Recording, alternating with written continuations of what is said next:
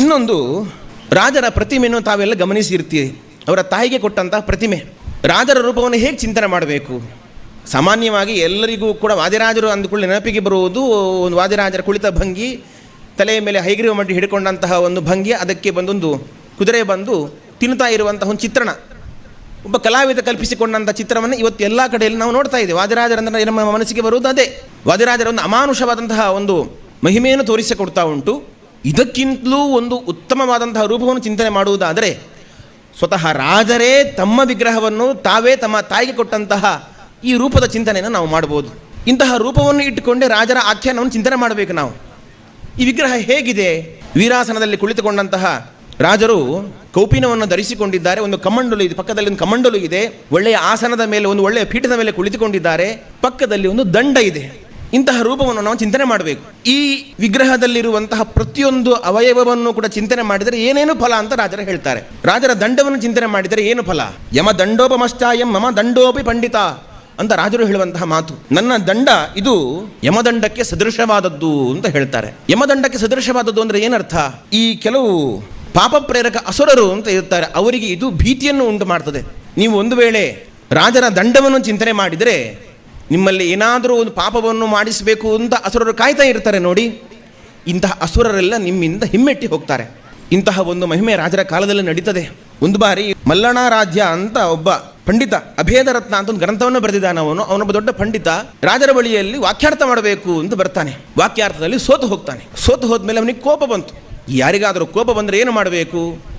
ಏನಾದರೂ ಮಾಡಿ ಇವರಿಗೆ ನಾನು ಒಂದು ಬುದ್ಧಿ ಕಲಿಸಬೇಕು ಅಂತ ಎಲ್ಲರೂ ಸಾಮಾನ್ಯವಾಗಿ ಬೈಯೋದು ಇದ್ದೇ ಇದೆ. ಇವನು ಅಂದುಕೊಂಡಂತೆ, ಇಲ್ಲಿಯವರೆಗೆ ನಾನೇ ಒಬ್ಬ ದೊಡ್ಡ ಪಂಡಿತ ಅಂತ ಅಂದುಕೊಂಡಿದ್ದೆ, ನನ್ನನ್ನು ಕೂಡ ಇವರು ವಾದದಲ್ಲಿ ಸೋಲಿಸಿ ನನಗೆ ಅವಮಾನವನ್ನು ಮಾಡಿದರು, ಹಾಗಾಗಿ ಇವರನ್ನು ಸುಮ್ಮನೆ ಬಿಡುವುದಿಲ್ಲ, ಇವರ ದಂಡವನ್ನು ಮುರಿದು ಹಾಕ್ತೇನೆ ನಾನು ಅಂತ ಆ ಪಂಡಿತ, ಮಲ್ಲಣಾರಾಧ್ಯ ಹೇಳುವ ಪಂಡಿತ, ಅವನು ಪ್ರತಿಜ್ಞೆ ಮಾಡಿದ. ಇಷ್ಟ ಆದಮೇಲೆ ರಾತ್ರಿ ಅವನಿಗೆ ಸ್ವಪ್ನ. ಅವರು ಇದ್ದ ಕ್ಷೇತ್ರ ಯಾವುದು ಅಂದರೆ ನೀಲಾ ನರಸಿಂಹ ಕ್ಷೇತ್ರದಲ್ಲಿ ರಾಜರು ಈ ವಾದವನ್ನು ಮಾಡಿದ್ದು. ಆ ದಿವಸ ರಾತ್ರಿ ಆ ಪಂಡಿತನಿಗೆ ಸ್ವಪ್ನದಲ್ಲಿ ಸಾಕ್ಷಾತ್ ನರಸಿಂಹದೇವರು ಬಂದಿದ್ದಾರೆ. ಒಂದು ವೇಳೆ ನೀನೇನಾದರೂ ನನ್ನ ಭಕ್ತನಾದಂತಹ ವಾದಿರಾಜರಿಗೆ ನೀನು ಅಪಚಾರವನ್ನು ಮಾಡಿದರೆ, ಅವರ ದಂಡವನ್ನು ಮುರಿದು ಹಾಕಿದರೆ ನಿನ್ನ ಸೊಕ್ಕನ್ನು ಮುರಿತೇನೆ, ನಿನಗೆ ನಾನು ದಂಡನೆಯನ್ನು ಮಾಡ್ತೇನೆ ಅಂತ ಸಾಕ್ಷಾತ್ ನರಸಿಂಹದೇವರು ಬಂದು ಸ್ವಪ್ನದಲ್ಲಿ ಅವನಿಗೆ ಎಚ್ಚರಿಕೆಯನ್ನು ಕೊಡ್ತಾರೆ. ಸ್ವಪ್ನದಿಂದ ಎಚ್ಚರಿತಂತಹ ಆ ಮಲ್ಲನಾರಾಧ್ಯ ಪಂಡಿತ ಪಶ್ಚಾತ್ತಾಪ ಆಯಿತು. ಮರು ದಿವಸ ಹೋಗಿ ವಾದಿರಾಜರಿಗೆ ಶರಣಾಗ್ತಾನಾಗ್ತಾನಂತೆ. ವಾದಿರಾಜರ ದಂಡದ ಚಿಂತನೆಯನ್ನು ಮಾಡಿದರೆ ಆ ಎಲ್ಲ ಪಾಪ ಪ್ರೇರಕ ಅಸುರರು ಕೂಡ ಹಿಮ್ಮೆಟ್ಟಿ ಹೋಗ್ತಾರೆ ಅಂತ ಹೇಳುವುದಕ್ಕೆ ರಾಜರ ಜೀವನ ಚರಿತ್ರೆಯಲ್ಲಿರುವಂಥ ಈ ಕಥೆ ನಮಗೆ ಸಾಕ್ಷಿ ಆಗ್ತದೆ.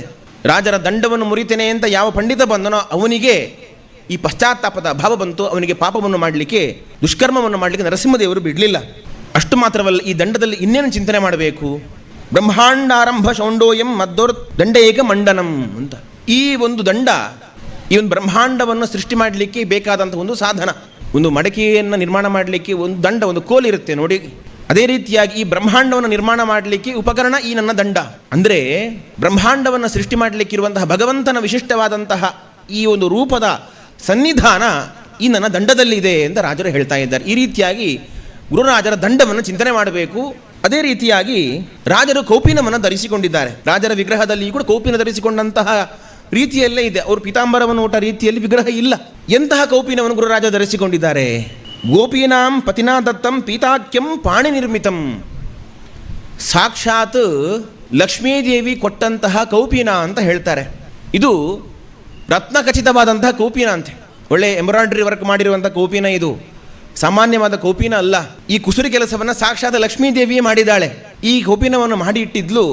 ಅನೇಕ ಜನ ಪರಮಹಂಸರಿಗೆ ಆ ಕೌಪೀನದ ಬಗ್ಗೆ ಕಣ್ಣಿತ್ತು. ಲಕ್ಷ್ಮೀದೇವಿ ಒಂದು ಕೌಪೀನವನ್ನು ಮಾಡಿದ್ದಾಳೆ, ಆ ಕೌಪೀನವನ್ನು ಏನಾದರೂ ಮಾಡಿ ಅದನ್ನು ನಾವು ತಗೊಳ್ಬೇಕು ಅಂತ ಆಸೆ ಪಟ್ಟಿದ್ರಂತೆ. ಅಷ್ಟು ಮಾತ್ರವಲ್ಲ, ನಾರದರೆ ಬಂದು ಕೇಳಿದ್ರಂತೆ, ಆ ಕೌಪೀನವನ್ನು ನನ್ನ ಕೊಡ್ತೀಯಾ ಅಂತ. ಆದರೆ ಲಕ್ಷ್ಮೀದೇವಿ ಆ ಕೌಪೀನವನ್ನು ನಾರದರಿಗೂ ಕೊಡಲಿಲ್ಲಂತೆ. ಅಂತಹ ಕೌಪೀನವನ್ನು ಸಾಕ್ಷಾತ್ ಗುರುರಾಜರಿಗೆ ಲಕ್ಷ್ಮೀದೇವಿ ನೀಡಿದ್ದಾಳೆ. ಇಂತಹ ಕೌಪೀನವನ್ನು ಚಿಂತನೆ ಮಾಡಿದರೆ ಏನು ಫಲ ಅಂತ ಕೇಳಿದರೆ, ನಮ್ಮಲ್ಲಿ ಏನೇ ಪಾಪಗಳಿದ್ದರೂ ಕೂಡ ಆ ಎಲ್ಲ ಪಾಪವನ್ನು ಕೂಡ ಪರಿಹಾರ ಮಾಡ್ತದೆ ಈ ರೀತಿಯಾಗಿ ಚಿಂತನೆ ಮಾಡಿದರೆ ಎಂದು ಗುರುರಾಜರು ಹೇಳ್ತಾರೆ. ಇನ್ನು ಕಮಂಡಲು ಇದೆ. ರಾಜರ ವಿಗ್ರಹದಲ್ಲಿ ಕೂಡ ಒಂದು ಕಮಂಡಲು ಇದೆ. ಈ ಕಮಂಡಲು ಹೇಗೆ ಬಂತು? ಸಾಮಾನ್ಯವಾಗಿ ಎಲ್ಲ ಯತಿಗಳ ಕೈಯಲ್ಲಿಯೂ ಕೂಡ ಒಂದು ಗಿಂಡಿ, ಒಂದು ಕಮಂಡಲು ಇದ್ದೇ ಇರುತ್ತದೆ. ಆದರೆ ಸಾಮಾನ್ಯವಾದ ಕಮಂಡಲು ಏನಂತೆ ಗುರುರಾಜರ ಕಮಂಡಲು ಅಲ್ಲ ಅಂತ ಹೇಳ್ತಾರೆ ರಾಜರು. ಎಂತಹ ಕಮಂಡಲು ಅದು? ವಾಮನಾದ ಆಪ್ತವಾನ್ ಕಾಮಂ ಕಮನೀಯಂ ಕಮಂಡಲಂ. ಸಾಕ್ಷಾತ್ ವಾಮನ ದೇವರು ಕೊಟ್ಟಂತಹ ಕಮಂಡಲು ಅಂತ ಇದು. ವಾಮನ ದೇವರು ವಾದಿರಾಜರ ಮೇಲಿನ ಪ್ರೀತಿಯಿಂದ ಕಾರುಣ್ಯದಿಂದ ಕೊಟ್ಟಂತಹ ಕಮಂಡಲವನ್ನು ವಾದಿರಾಜರು ಇಟ್ಟುಕೊಂಡಿದ್ದಾರೆ. ವಾಮನ ದೇವರು ಯಾಕೆ ಕೊಟ್ಟರು ವಾದಿರಾಜರಿಗೆ ಈ ಒಂದು ಕಮಂಡಲವನ್ನು? ಸ್ವಲ್ಪ ಗಮನಿಸಿ. ಭಗವಂತ ವಾಮನನಾಗಿ ಅವತಾರ ಮಾಡಿದಾಗ ಒಬ್ಬೊಬ್ಬ ದೇವತೆಗಳು ಒಂದೊಂದು ಉಪಾಯನವನ್ನು ಭಗವಂತನಿಗೆ ಸಮರ್ಪಣೆ ಮಾಡ್ತಾರೆ. ಆವಾಗ ಬ್ರಹ್ಮದೇವರು ಕೊಡುವ ಉಪಾಯನ ಏನು ಗೊತ್ತುಂಟೋ? ಕಮಂಡಲವನ್ನು ವಾಮನ ದೇವರಿಗೆ ಕೊಡ್ತಾರೆ. ಒಂದು ರೀತಿಯಲ್ಲಿ ಕೆರೆಯ ನೀರನ್ನು ಕೆರೆಗೆ ಚೆಲ್ಲಿ ಅಂತ. ಮುಂದೆ ನೀನು ಬ್ರಹ್ಮ ಪದವಿಗೆ ಹೋದಾಗ ನಾನು ವಾಮನಾವತಾರವನ್ನು ಮಾಡಿ ಬಂದಾಗ ನೀನು ನನಗೆ ಕಮಂಡಲವನ್ನು ಕೊಡಬೇಕು, ಅದಕ್ಕಾಗಿ ನಾನೇ ನಿನಗೊಂದು ಕಮಂಡಲವನ್ನು ಕೊಟ್ಟಿರ್ತೇನೆ ನೋಡು ಅಂತ ಹೇಳಿ ವಾಮನ ದೇವರು ವಾದಿರಾಜರಿಗೆ ಅವರು ಕಮಂಡಲವನ್ನು ಕೊಟ್ಟರಂತೆ. ಮುಂದೆ ಇದೇ ವಾದಿರಾಜರು ಬ್ರಹ್ಮ ಪದವಿಗೆ ಹೋದಾಗ ಭಗವಂತ ವಾಮನನಾಗಿ ಅವತಾರ ಮಾಡಿ ಬಂದಾಗ ಅದೇ ಕಮಂಡಲವನ್ನು ಭಗವಂತನಿಗೆ ಸಮರ್ಪಣೆ ಮಾಡ್ತಾರೆ. ಈ ಕಮಂಡಲುವಿನಲ್ಲಿ ನೀರಿದೆ. ಖಾಲಿ ಕಮಂಡಲವನ್ನು ಚಿಂತನೆ ಮಾಡಬಾರ್ದು, ನಾವು ನೀರಿರುವ ಕಮಂಡಲವನ್ನು ಚಿಂತನೆ ಮಾಡಬೇಕು. ಈ ನೀರನ್ನು ಚಿಂತನೆ ಮಾಡಿದರೆ ಏನು ಫಲ ಬರುತ್ತೆ ನಮಗೆ? ಈ ಹಸಿವೆ ಬಾಯಾರಿಕೆಗಳನ್ನೆಲ್ಲವನ್ನು ಕೂಡ ಪರಿಹಾರ ಮಾಡುವಂತಹ ಸಾಮರ್ಥ್ಯ ಆ ಕಮಂಡಲಿನ ಜಲಕ್ಕಿದೆ ಅಂತ ಹೇಳ್ತಾರೆ. ನೀವು ಆ ಜಲವನ್ನು ಚಿಂತನೆ ಮಾಡಿತು ಅಂತಾದರೆ ಈ ಸಾಂಸಾರಿಕ ಕ್ಲೇಶಗಳೆಲ್ಲ, ಹಸಿವೆ ಬಾಯಾರಿಕೆಗಳೆಲ್ಲವೂ ಕೂಡ ಅದು ಪರಿಹಾರವಾಗ್ತದೆ ಅಂತಹ ಒಂದು ದೊಡ್ಡ ಮಹಿಮೆ ಗುರುರಾಜರ ಕಮಂಡಲುವಿನ ಜಲಕ್ಕಿದೆ. ಅದೇ ರೀತಿಯಾಗಿ ಗುರುರಾಜರ ಬಳಿಯಲ್ಲಿ ಒಂದು ರತ್ನ ಕಂಬಳಿ ಇದೆ. ಯಾವ ರತ್ನ ಕಂಬಳಿ ಅದು? ಕಂಬಲಂ ರತ್ನ ಜಂಬಾಲಂ ಚಾಂಬರಂ ಶಾಂಬರಂ ತಥಾ ಶಂಭುನಾ ಸಂಭ್ರಮಾದಾಪ್ತಂ ಕುಂಭರಾಕ್ಷಸ ಭಂಗಿನ. ಒಂದು ರತ್ನಖಚಿತವಾದಂತಹ ಒಂದು ಕಂಬಳಿ, ಒಂದು ಕಾಷಾಯ ವಸ್ತ್ರ. ಅದೇ ರೀತಿಯಾಗಿ ಕೃಷ್ಣಾಜಿನ, ಈ ಕೃಷ್ಣಾಜಿನ ಕುಂಭರಾಕ್ಷಸನ ಬಳಿಯಲ್ಲಿ ಇತ್ತಂತೆ. ಆ ಕುಂಭರಾಕ್ಷಸನನ್ನು ರುದ್ರದೇವರು ಸಂಹಾರ ಮಾಡಿ ಆದಮೇಲೆ ಈ ಕೃಷ್ಣಾಜಿನವನ್ನು ಯಾರಿಗಾದರೂ ಕೊಡಬೇಕಲ್ವಾ ಅಂತ ಯೋಚನೆ ಮಾಡಿ ಕೊನೆಗೆ ಗುರುರಾಜರಿಗೆ ಸಮರ್ಪಣೆ ಮಾಡ್ತಾರೆ. ಅಂತ ರುದ್ರದೇವರು ಕೊಟ್ಟಿರುವಂತಹ ರತ್ನಗಂಬಳಿ ಹಾಗೂ ಕೃಷ್ಣಾಜಿನ ಗುರುರಾಜರ ಬಳಿಯಲ್ಲಿ ಇದೆ ಎಂದು ಚಿಂತನೆ ಮಾಡಬೇಕು. ಅದೇ ರೀತಿಯಾಗಿ ಸಾಕ್ಷಾತ್ ವಿಶ್ವಕರ್ಮ ಒಂದು ಪಾದಪೀಠವನ್ನು ಕೊಟ್ಟಿದ್ದಾನೆ. ಎಂತಹ ಪಾದಪೀಠ ಅಂತ ಹೇಳಿದರೆ ಅದು ರತ್ನಖಚಿತವಾದಂತಹ ಪಾದಪೀಠ. ಸಾಮಾನ್ಯವಾಗಿ ರತ್ನಖಚಿತವಾದ ಪಾದಪೀಠ ಅಂತ ಹೇಳಿದ್ರೆ ಹೇಗಿರ್ಬೋದು ನಿಮ್ಮ ಲೆಕ್ಕದಲ್ಲಿ? ತುಂಬಾ ಗಟ್ಟಿಯಾಗಿರ್ಬೋದು, ರತ್ನಗಳು ಬಹಳ ಘನವಾಗಿರುತ್ತದೆ. ಆ ಒಂದು ರತ್ನಪೀಠದ ಮೇಲೆ ಕಾಲನ್ನಿಟ್ಟಾಗ ನಮ್ಮ ಕಾಲಿಗೂ ಬಹುಶಃ ಚುಚ್ಚಬಹುದು ಅಂತ ನಿಮಗೆಲ್ಲ ಅನಿಸ್ಬೋದು. ಆದರೆ ಗುರುರಾಜರಿಗೆ ವಿಶ್ವಕರ್ಮ ಕೊಟ್ಟಂತಹ ಪಾದಪೀಠ ಅದು ಕಠಿಣವಾದಂತಹ ಪಾದಪೀಠ ಅಲ್ಲ, ಅತ್ಯಂತ ಮೃದುವಾದಂತಹ ಪಾದಪೀಠ ಅಂತ. ಅದು ರತ್ನಖಚಿತವಾಗಿದ್ದರೂ ಕೂಡ ಅತ್ಯಂತ ಕೋಮಲವಾದಂತಹ ಮೃದುವಾದಂತಹ ಪಾದಪೀಠವನ್ನು ವಿಶ್ವಕರ್ಮ ಸಮರ್ಪಣೆ ಮಾಡಿದ್ದಾನೆ. ಯಾಕೆ ಸಮರ್ಪಣೆ ಮಾಡಿದ್ದಾನೆ? ಸುಮ್ಮನೆ ಸಮರ್ಪಣೆ ಮಾಡಲಿಲ್ಲ. ಸಾಕ್ಷಾತ್ ವಿಠ್ಠಲ ಆದೇಶ ಮಾಡಿದ್ದಾನೆ, ಈಗ ಗುರುರಾಜರಿಗೆ ರತ್ನಪೀಠವನ್ನು ನೀನು ಸಮರ್ಪಣೆ ಮಾಡಬೇಕು ಅಂತ. ವಿಠ್ಠಲ ಯಾಕೆ ಅದನ್ನು ಆ ರೀತಿ ಆದೇಶ ಮಾಡಿದ್ದಾನೆ? ವಿಠ್ಠಲನಿಗೆ ಒಂದು ರೀತಿ ಅನಿಸಿತಂತೆ, ನನಗೂ ಕೂಡ ಪುಂಡರೀಕ ಮುನಿ ಒಂದು ಇಟ್ಟಿಗೆಯನ್ನು ಕೊಟ್ಟಿದ್ದಾನೆ, ಇಟ್ಟಿಗೆ ಮೇಲೆ ನಾನು ನಿಂತಿದ್ದೇನೆ, ಈ ನನ್ನ ಏಕಾಂತ ಭಕ್ತನಾದಂತಹ ಗುರುರಾಜರಿಗೂ ಕೂಡ ನಾನೊಂದು ಪೀಠವನ್ನು ಕೊಡಿಸಬೇಕು ಅಂತ ಹೇಳಿ ವಿಶ್ವಕರ್ಮನ ಮೂಲಕ ವಿಠ್ಠಲವನ್ನು ಕೊಡಿಸಿದ ಅಂತ ನಾವು ಚಿಂತನೆ ಮಾಡಬೇಕು. ರಾಜರು ಹೇಳ್ತಾರೆ, ಕರ್ತುಂಚ ಕರ್ತುಮಪ್ಯೇತದ್ ಅನ್ಯತಾ ಕರ್ತುಮೇಮಚ ಸಮರ್ಥೋಹಂನ ಸಂದೇಹ ಈಶ್ವರಸ ಸದಾಜ್ಞಯ ಅಂತ. ರಾಜರ ವೈಭವ ಇದು. ವಾಯುದೇವರಲ್ಲಿ ಯಾವ ರೀತಿಯಾಗಿ ಈ ಎಲ್ಲ ಸಾಮರ್ಥ್ಯಗಳುಂಟು, ಕರ್ತುಂ ಸಾಮರ್ಥ್ಯ, ಅಕರ್ತುಂ ಸಾಮರ್ಥ್ಯ, ಅನ್ಯತಾ ಕರ್ತುಂ ಸಾಮರ್ಥ್ಯ, ಈ ಎಲ್ಲ ಸಾಮರ್ಥ್ಯವೂ ಕೂಡ ನನ್ನ ಬಳಿಯಲ್ಲಿ ಉಂಟು ಅಂತ ಹೇಳ್ತಾ ಇದ್ದಾರೆ. ಹೇಗಿದೆ? ಈಶ್ವರಸ್ಯ ಸದಾಜ್ಞೆಯ, ಭಗವಂತನ ಆದೇಶದಂತೆ ಈ ಎಲ್ಲ ಸಾಮರ್ಥ್ಯವನ್ನು ನಾನು ಹೊಂದಿದ್ದೇನೆ ಅಂತ. ಅದೇ ರೀತಿಯಾಗಿ ಗುರುರಾಜರ ಬಳಿಯಲ್ಲಿ 2 ಕುಂಡಲಗಳಿದೆ.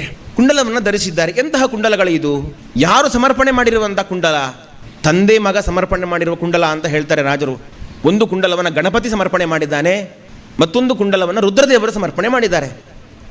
ಸರಿ, ಎಂತಹ ಕುಂಡಲ ಅದು? ಸಾಮಾನ್ಯವಾದ ಕುಂಡಲವಾ ಅಂತ ಕೇಳಿದರೆ ರಾಜರೇ ಹೇಳ್ತಾರೆ, ಒಂದು ಗಣಪತಿ ಸಮರ್ಪಣೆ ಮಾಡಿರೋ ಕುಂಡಲ ಅದು ಮಹಾಭಾರತವೆಂಬ ಕುಂಡಲ. ಅದು ಮಹಾಭಾರತವನ್ನು ಒಂದು ಕಿವಿಯಲ್ಲಿ ಧರಿಸಿಕೊಂಡಿದ್ದಾರೆ ರಾಜರು. ಇನ್ನೊಂದು ಕಿವಿಯ ಕುಂಡಲ ಸಾಕ್ಷಾತ್ ಶುಕರೂಪದಿಂದ ರುದ್ರದೇವರು ಕೊಟ್ಟಂಥ ಕುಂಡಲ, ಅದು ಭಾಗವತ ರೂಪದ ಕುಂಡಲ. ಇಂತಹ ಕುಂಡಲವನ್ನು ನಾವು ಸ್ಮರಣೆ ಮಾಡಿತು ಅಂತಂದರೆ ಇದರ ನಮಗೆ ಶ್ರವಣ ಸಮೃದ್ಧಿಯಾಗ್ತದೆ ಅಂತ ಗುರುರಾಜರು ಹೇಳ್ತಾರೆ. ಶ್ರವಣ ಸಮೃದ್ಧಿಯಾಗ್ತದೆ ಅಂತ ಗಟ್ಟಿಯಾಗಿ ಕೇಳಿಸಿಕೊಳ್ತೀರಿ ಅಂತ ಅರ್ಥವೋ ಅಲ್ಲ, ಒಳ್ಳೆಯ ವಿಚಾರವನ್ನು ಹೆಚ್ಚು ಕೇಳ್ತಾ ಇರ್ತೀರಿ ಅಂತ ಅರ್ಥ. ನೋಡಿ, ನಮಗೆ ಈ ನಮ್ಮ ಕಿವಿಗಳಿಗೆ ಒಳ್ಳೆಯ ವಿಷಯಗಳೇ ಹೆಚ್ಚು ಬೀಳಲಿ. ಈ ವೈಭವೋತ್ಸವಕ್ಕೆ ಯಾಕೆ ಬರಬೇಕು ಅಂತ ಕೇಳಿದರೆ ಹೆಚ್ಚು ಒಳ್ಳೆಯ ವಿಷಯವನ್ನು ಕೇಳಲಿ ಎಲ್ಲರೂ ಅಂಥೇಳಿ ಈ ವೈಭವೋತ್ಸವವನ್ನು ಆಚರಣೆ ಮಾಡಿದ್ದು. ಗುರುರಾಜರ ಕಿವಿಯಲ್ಲಿ ಇಂತಹ ಕುಂಡಲಗಳಿದೆ. ಭಾಗವತ ಮಹಾಭಾರತಾತ್ಮಕವಾದಂತಹ ಆ ಅಭಿಮಾನಿಗಳು ಇರುವಂತಹ ಕುಂಡಲಗಳು ಗುರುರಾಜರ ಕಿವಿಯಲ್ಲಿ ಇದೆ ಅಂತ ಚಿಂತನೆ ಮಾಡಿದರೆ ನಮಗೂ ಕೂಡ ಹೆಚ್ಚು ಒಳ್ಳೆಯ ವಿಷಯವನ್ನು ಕೇಳುವಂತೆ ಗುರುರಾಜರ ಅನುಗ್ರಹವನ್ನು ಮಾಡ್ತಾರೆ. ಇದನ್ನೇ ಶ್ರವಣ ಸಮೃದ್ಧಿ ಅಂತ ಗುರುರಾಜರು ಹೇಳ್ತಾರೆ. ಇನ್ನು ಗುರುರಾಜರಲ್ಲಿ ಛತ್ರ ಹಾಗೂ ಚಾಮರ ಇದೆ. ಸೋದೆಯಲ್ಲಿ ಗುರುರಾಜರ ಆರಾಧನೆ ದಿವಸ ರಸಪ್ಪ ನಾಯಕ ಕೊಟ್ಟಂತಹ ಛತ್ರ ಚಾಮರವನ್ನು ನೀವೆಲ್ಲ ನೋಡಿರ್ತೀರಿ. ಲೋಕದ ರಾಜ ಕೊಟ್ಟಂತಹ ಛತ್ರ ಚಾಮರವೇ ಆ ರೀತಿಯಾಗಿದೆ. ಒಳ್ಳೆಯ ಮುತ್ತು ರತ್ನಗಳಿಂದ ಖಚಿತವಾದಂತಹ ಬಂಗಾರದ ತಂತಿಗಳಿಂದ ಪೋಣಿಸಲ್ಪಟ್ಟಿರುವಂತಹ ಆ ಗದ್ದುಗೆ, ಆ ಚಾಮರ, ಆ ಒಂದು ಮುತ್ತಿನ ಛತ್ರ. ರಾಜರ ಬಳಿಯಲ್ಲಿ ಅಲೌಕಿಕವಾದಂತಹ ಛತ್ರ ಚಾಮರಗಳು ಹೇಗಿದೆ? ಸಾಕ್ಷಾತ್ ಇಂದ್ರದೇವರು ಕೊಟ್ಟಂತಹ ಛತ್ರ ಅಂತ ಹೇಳ್ತಾರೆ. ಈ ಛತ್ರದ ಚಿಂತನೆಯನ್ನು ಮಾಡಿದರೆ ನಮ್ಮ ಎಲ್ಲ ತಾಪವನ್ನು ರಾಜರು ಪರಿಹಾರ ಮಾಡ್ತಾರೆ. ಛತ್ರ ಇರೋದು ಅದಕ್ಕೆ ಅಲ್ವಾ? ಈ ತಾಪವನ್ನು ಪರಿಹರಿಸಲಿಕ್ಕೋಸ್ಕರವೇ ಎಲ್ಲರೂ ಛತ್ರವನ್ನು ಹಿಡಿತಾರೆ. ಈ ಇಂದ್ರದೇವರು ಚಂದ್ರನ ಕಾಂತಿ ಇರುವಂತಹ ಛತ್ರವನ್ನು ಸಮರ್ಪಣೆ ಮಾಡಿದ ಗುರುರಾಜರಿಗೆ. ಆ ಛತ್ರವನ್ನು ನಾವು ಚಿಂತನೆ ಮಾಡಿದರೆ ನಮ್ಮ ಜೀವನದ ಸಾಂಸಾರಿಕ ಎಲ್ಲ ತಾಪಗಳನ್ನು, ಎಲ್ಲ ಕ್ಲೇಶವನ್ನು ಗುರುರಾಜರು ಅದನ್ನು ಪರಿಹಾರ ಮಾಡ್ತಾರೆ. ಇಂದ್ರದೇವರು ದೇವತೆಗಳಿಂದ ಸಹಿತರಾಗಿ ಚಾಮರವನ್ನು ಸಮರ್ಪಣೆ ಮಾಡಿದ್ದಾರೆ. ಈ ಒಂದು ಚಾಮರದ ಚಿಂತನೆಯನ್ನು ಮಾಡಿದರೆ, ಚಾಮರವನ್ನು ಯಾಕೆ ಬೀಸ್ತಾರೆ? ಸೊಳ್ಳೆ ಬಾರದೇ ಇರಲಿ ಅಂತ ಹೇಳಿ ಚಾಮರ ಬೀಸ್ತಾರೆ. ಸೊಳ್ಳೆಗಳು ಬಂದರೆ ಅದು ಆ ಕಡೆ ಈ ಕಡೆ ಹೋಗಲಿ ಅಂತ ಹೇಳಿ ಚಾಮರವನ್ನು ಬೀಸೋದು. ಗಾಳಿ ಬರಲಿ, ಗಾಳಿ ಬಂದಾಗ ಸೊಳ್ಳೆಗಳೆಲ್ಲ ಆ ಕಡೆ ಈ ಕಡೆ ಹೋಗಲಿ ಅಂತ. ಈ ಚಾಮರದ ಚಿಂತನೆಯನ್ನು ಮಾಡಿದರೆ ಸೊಳ್ಳೆಗಳಂತಿರುವಂತಹ ದುರ್ವಾದಿಗಳೆಲ್ಲರೂ ಕೂಡ ನಮ್ಮಿಂದ ದೂರವಾಗಲಿ ಅಂತ ಹೇಳಿ ಅಂತಹ ಫಲವನ್ನು ನಮಗೆ ರಾಜರು ಅನುಗ್ರಹ ಮಾಡ್ತಾರೆ. ಹಾಗಾಗಿ ನಾವು ಇಂದಿನ ಕಾಲದಲ್ಲಿ ಹೆಚ್ಚು ಹೆಚ್ಚು ಚಾಮರದ ಚಿಂತನೆಯನ್ನು ಮಾಡಬೇಕು. ಯಾಕಂದರೆ ನಮ್ಮಲ್ಲಿ ದುರ್ವಾದಿಗಳು ಬಹಳ ಆಗಿಬಿಟ್ಟಿದ್ದಾರೆ. ಈ ಎಲ್ಲ ದುರ್ವಾದಿಗಳು ನಮ್ಮಿಂದ ದೂರ ಆಗಬೇಕು ಅಂತಾದರೆ, ರಾಜರ ವೈಭವಗಳೇ ನಮ್ಮ ಕಿವಿಗೆ ಹೆಚ್ಚು ಹೆಚ್ಚು ಬೀಳಬೇಕು ಅಂತಾದರೆ ಗುರುರಾಜರ ಆ ಇಂದ್ರದೇವರು ಸಮರ್ಪಣೆ ಮಾಡಿರುವಂತಹ ಚಾಮರದ ಚಿಂತನೆಯನ್ನು ನಾವು ಹೆಚ್ಚೆಚ್ಚು ಮಾಡ್ತಾ ಇರೋಣ. ವಾಯುದೇವರಿಗೆ ಒಂದು ವಿಶಿಷ್ಟವಾದಂತಹ ಒಂದು ಅರ್ಹತೆ ಇದೆ. ಭಗವಂತ ಸೂರ್ಯನ ಮಗನಾಗಿ ರಥವನ್ನೇ ಏರಿ ಹೋಗ್ತಾ ಇರಬೇಕಾದ್ರೆ ಭಗವಂತನಿಗೆ ಅಭಿಮುಖವಾಗಿ ಹಿಮ್ಮುಖವಾಗಿ ಹೆಜ್ಜೆಯನ್ನು ಹಾಕ್ತಾ ವಾಯುದೇವರು ಸೂರ್ಯನಾರಾಯಣನಿಂದ ಮಹಾವ್ಯಾಕರಣವನ್ನ ಅಧ್ಯಯನ ಮಾಡ್ತಾರಂತೆ. ಅಂಥದ್ದೇ ಒಂದು ಸಾಮರ್ಥ್ಯ ಗುರುರಾಜರಲ್ಲಿ ಉಂಟು ಅಂತ ಗುರುರಾಜ ತೋರಿಸಿಕೊಡ್ತಾ ಇದ್ದಾರೆ.